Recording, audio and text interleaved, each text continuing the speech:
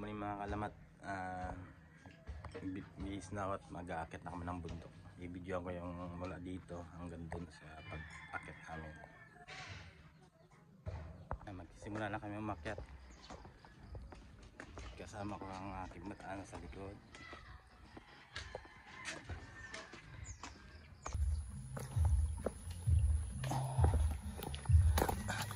Ang laking bridge ang dinaanan namin.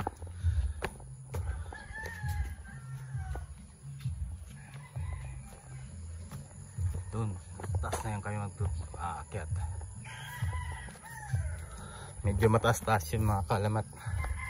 45 minutes ang paglalakad mula dito sa baba sa bayan hanggang doon sa pupuntahan namin.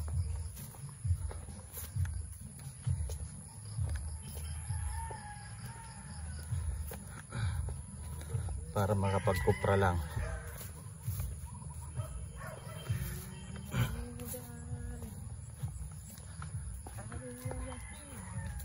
Araw-araw po ito ginagawa dito mga kalamat pag magkukupra.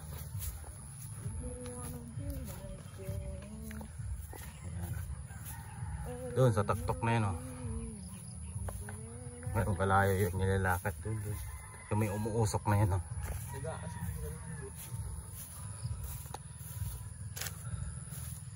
Doon kami sa may umuusok. Siguro nagsusunog yung naiwan na tao doon. Kaya may umuusok na.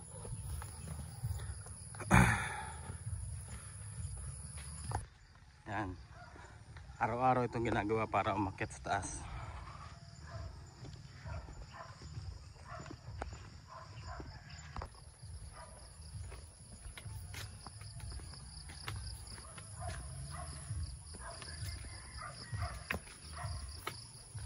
Okay, patay mo na.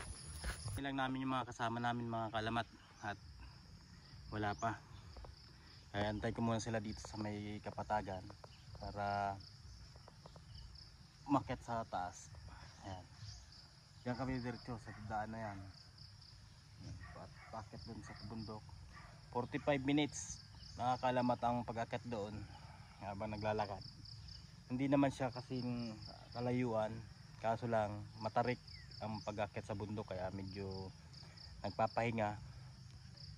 May dadaanan kaming dalawang sapa dyan. Magtatawid kami bago makarating doon. Tapos pakyat, mga 5 pakyat na hindi naman kataasan pero mahirap kasi 5 sunod na pakyat yun. Puro pataas. Sige. Bibidyo ko na lang ang mga susunod na kabanata.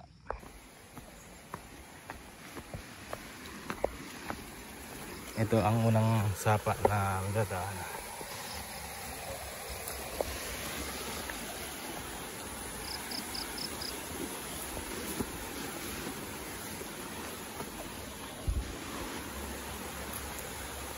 Iikot ako dito kasi mababasa ang aking bota. O dadaan. Ayan.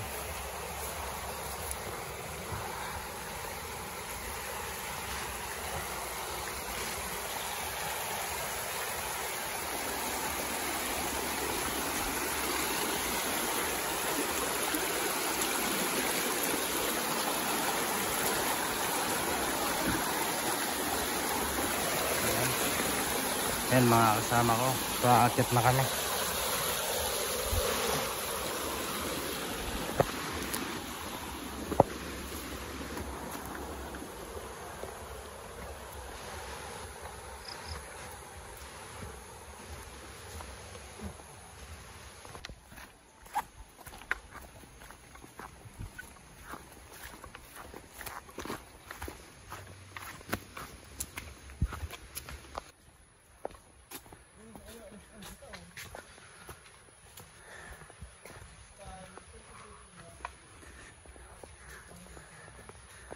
Ayan.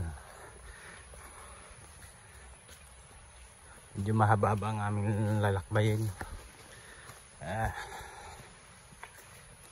Patag pa dito, wala pang wala pang matarik. Pag lampas namin sa sapa, saka magiging matarik yung paakyat na yun.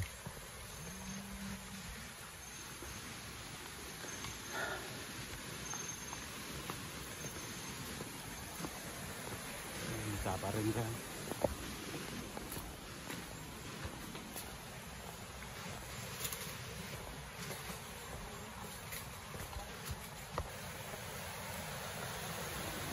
Ito ang linya ng tubig pa sa baba.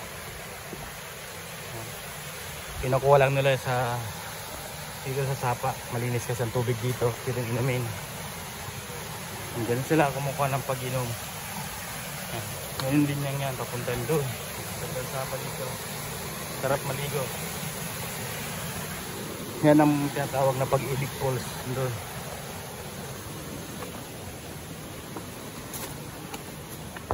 Medyo mabato-bato na.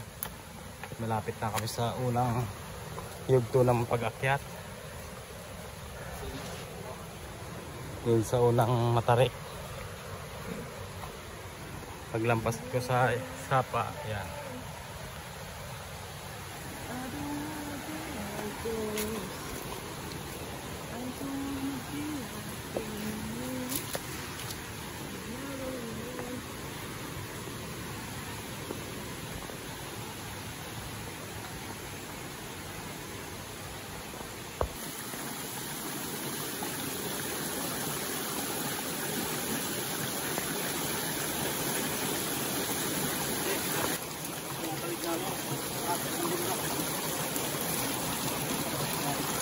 Huwag yung maligo dito.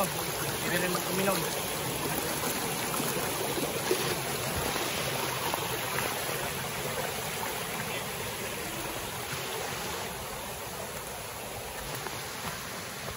Ito na, simula.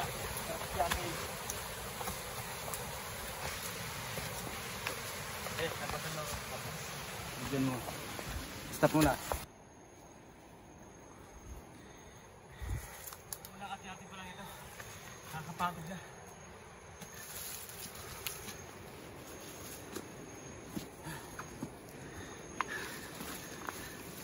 Yung pagod. Ito. Ang unang pahinga.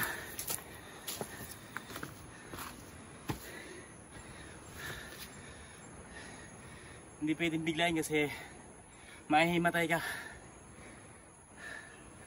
Sobrang matarik yung akyatin. Sige, patuloy na uli. Nakakalamat.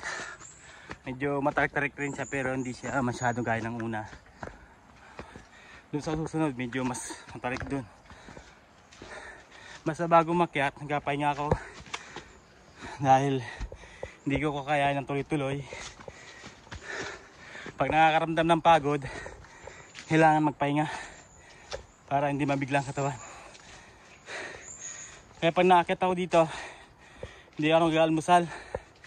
Doon ako nag-almusal sa taas kasi mabigat sa tiyan.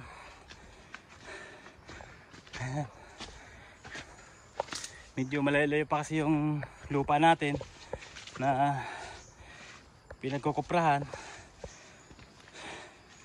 Kaya maganda rin sa katawan tong araw-araw ko nag-aakyat. Nawawala ang tiyan ko. Exercise na din. Yan ang pangalawang akyatin. Paikot yan. Kaya dandahan lang ang pag-aakyat. Hindi naman kailangan biglayin. Makakarating na din. Kasama ng pahinga doon, 45 minutes yun. So, tarik siya. Ayan.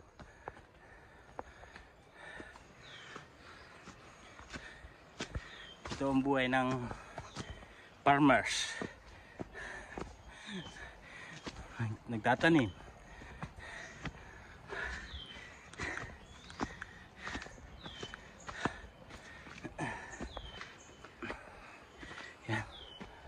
Pagdating sa taas, magpapahinga uli para sa susunod na akyatin uli.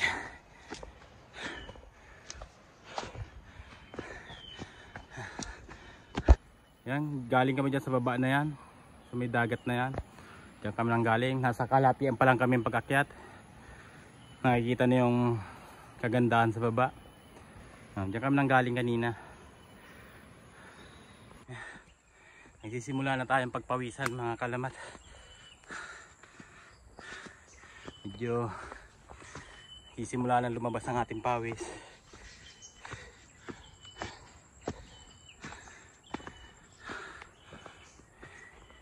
Ito ang pinakagusto ko dito. Kasi para ano rin akong nag-gym.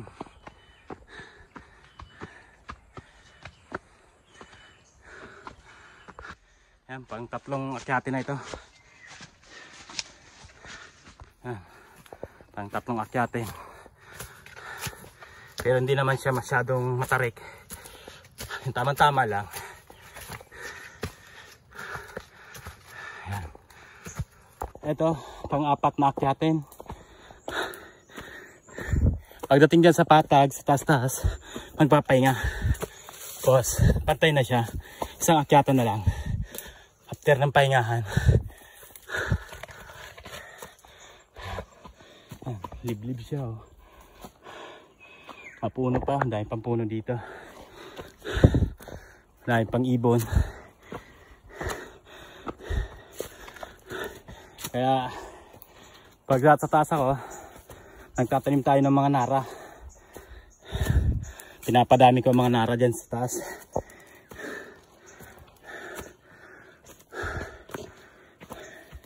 Para hindi gumuho ang bundok natin. Yan. Ito pang-apat ng akyatin ito. So dyan, patag na. Dito na tayo sa medyo patag. Dito ako nagpapahinga bago dumiretso na sa malapit na destinasyon. Yan. Ramdam ko ang pagod.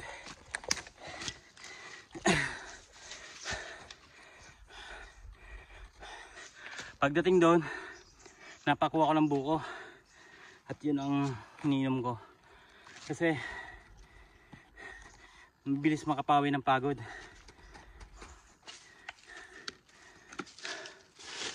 Malapit naman na. Kasi dito na tayo. Mali. Konting akyatin na lang na hindi masyado matarik. Tapos sapa na. Mali. Yung lupa ko kasi nasa kabila pang sapa. Ito. Kapay nga. Tagagtak ang pawis. Medyo kaya nagano kang pamaypay para iwas himatay. Ang hirap mahirap mag kupra dito. Kasi talagang akyatin. Diba, sa susunod magkakaroon ng kabayo. Kaya bibili ako ng kabayo para pag-aakyat dito, nakakabayo na. Sige, sa susunod na uli. Patuloy tayo uli. Ito talaga ang hanap buhay dito ng mga tao. Araw-araw maakyat. Pero yung iba naman hindi na naakyat. Dito na natutulog sa taas, sa kubo nila. Kasi may mga kubo-kubo naman sila. Nagkapalipas na dyan hanggang sa matapos ang pagkukupras. Hindi na sila nababa. Kasi napapagod din sila sa akyat baba. Pero yung iba, talagang araw-araw na baba. Araw-araw din naakyat. Sa umaga naakyat, sa hapon nababa sila para kumuha ng baon nila. Ako naman may bigas na dun sa taas. Doon na, nag-aakit na ako ng madaming bigas para minsan dito na ako natutulog. Halos minsan 1 linggo akong di nababa.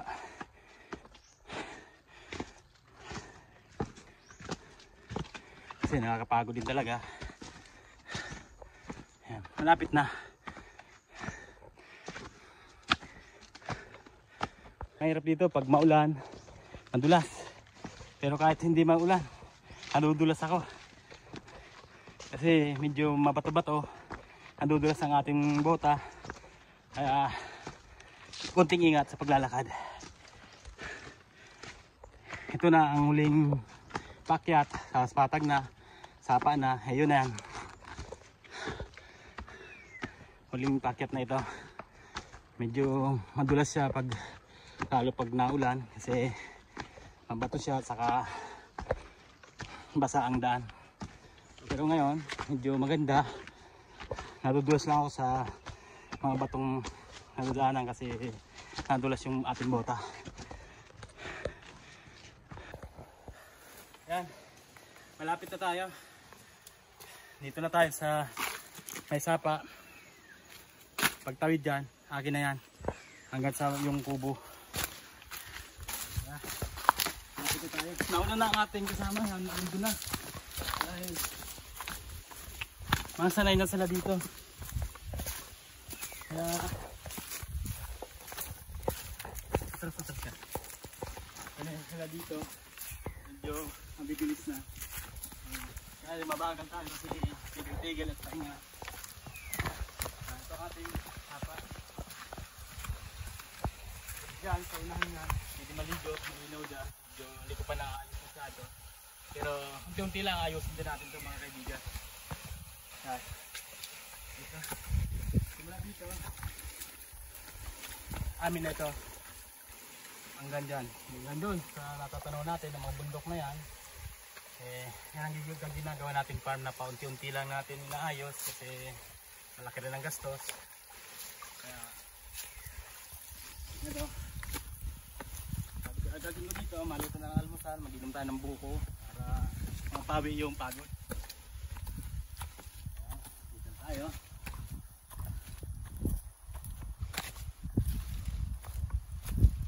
Yan, nagpapahinga na ating mga kasama.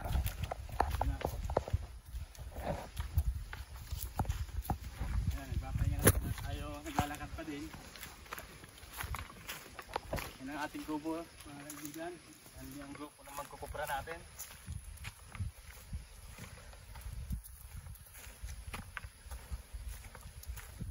At sa lubog na si Sakmal. Ano yan, Toy? Para saan yan? Para sa doot. Para sa ano natin, sa damo, pang spray. Yan. Dito na tayo. Sige, cut mo na. Yan mga kalat, maliligo muna tayo. Kasi paliguan dito medyo maliit lang. Pero ayos din. Medyo ano pa, hindi pa naayos kasi hindi pa namin naayos ito. Naliligo muna ako kasi hindi na kaya na gabi. Dito ako naliligo mga kaibigan, sa palalimin ito. Masarap maligo dito. Kaya yan. Medyo malamig siya.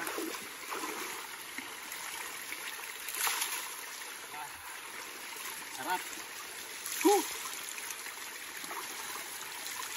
Ang lamig ng tubig. Yan. Dito kami naliligo. Medyo marami pang ano kasi hindi pa naayos. Pero naayos din ito. Ayos na. Mga kalamat, tapos na kami mag-almusal. Pagkatapos mag-almusal, akit na ulit sa taas para magpatuloy ang pagkukupra. Magbabaak na ng mga nyog. Tapos na kami ngayon. Tapos mamaya-maya bababa uli para magluto ng patanghalian. Yan, paakit na kami sa taas para magkupra na. Sasamahan ko sila para i-video pa yung ibang ginagawa sa pagkukupra. Hoy, baka na ikaw magdalang sa ako. Ayun na siya, may dala ng pang tapas ng nyog.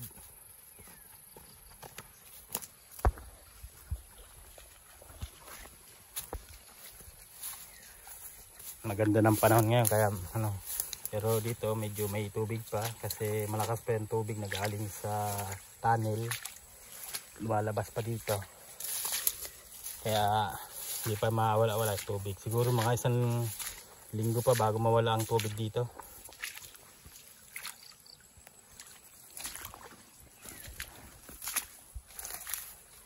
Ito yung inipon kahapon na binaba dito. Diyan. Ito pala ang natatanggalan ng balat. Medyo maliliit ang nyug ngayon. Maliliit siya. Gawa siguro dahil galing sa init. Kaya maliliit ang nyug. Yan. Mamaya papatuloy uli yan para tanggalan ng balat. Tapos ito, isa-isahin babakin yan. Tapos hakutin yan doon sa kuprahan. Doon isasalang na siya doon. Ganyan lang po ang pagkukupras dito. Pakit na po kami. Pero sa tender naman noon. Pakit na kami sa matarik-tarik.